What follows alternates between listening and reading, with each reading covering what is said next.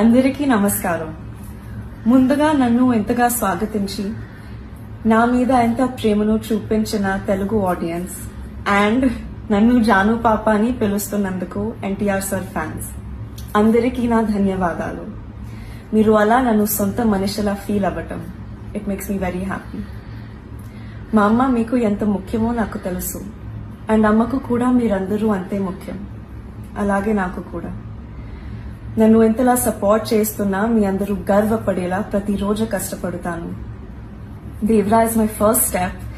Shiva sir and NTR sir నన్ను ఈ film కి చూస్ చేయటం నా అదృష్టం. మా ఈ ప్రయత్నం మీ అందరికీ నచ్చుతుంది అనుకుంటున్నాను.